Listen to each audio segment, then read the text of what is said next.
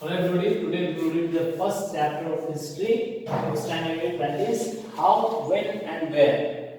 What we will study, first we know that introduction of the lesson, if we go with the headings of the chapter, we will come across three terms, that is called how, when and where. This is the heading of the chapter in standard. You have been studying history from standard 6, 7 and 8. In 6th standard you have studied ancient history. In the in 7th you have studied about medieval history. In 8th you will study about modern history. This is called modern history. History, that is modern history, we will study in a standard 8. First we have to see what we are going to study in this chapter. What we will study in this chapter. What dates to event. Means whatever the dates, the events took place in history, we have given some dates, some centuries or some kind of particular date we have given in our history, that is called dates of event. Now which dates is to be considered important in history?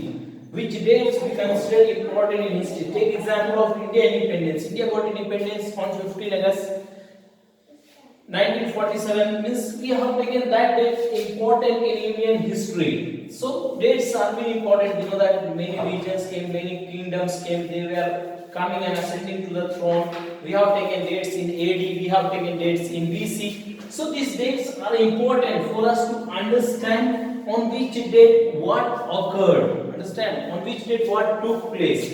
In history we always study about dates. Dates is very important part of our history. Now method of periodization. Next is method of periodization.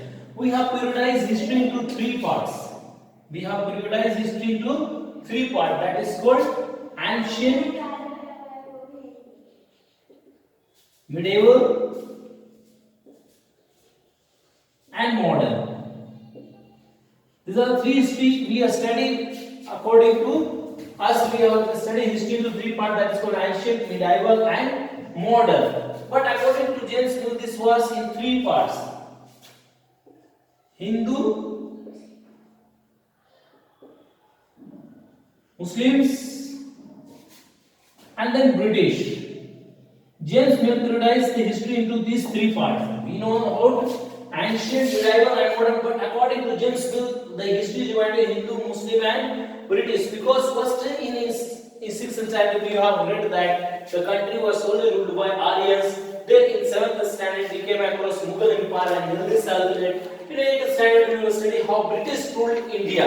This is called the division of periodization of history. What is colonial? What is colonial? Means first of all, we should understand colonies. Colonies means the slave of a country. We can say a country has taken another country in its hand by acquiring the resource, forest and everything. So yes, we were the colonies of British, because British were having the sole authority in our resources. They took away the resources. They made us a colonial history.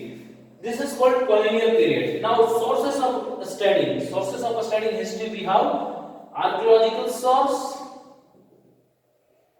archaeological sources, then literary source. These are the two major sources of studying history. We know that archaeological source and literary source are two major sources of study. This include buildings, monuments, then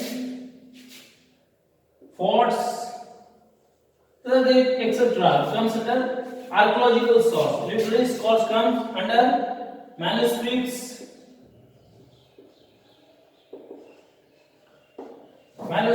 then poetry, religious books,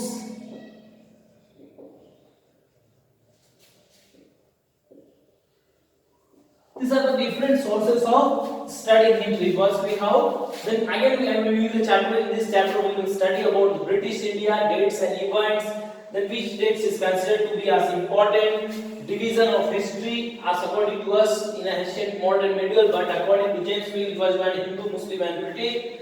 Then different sources of studying history. First we have archaeological source. Archaeological source include buildings, monuments, fort, etc. Then literary source include manuscripts, poetry, religious books. So इतना का मैं बाद हम लोग समझेंगे the introduction. This is an introduction of the lesson. Okay, thank you.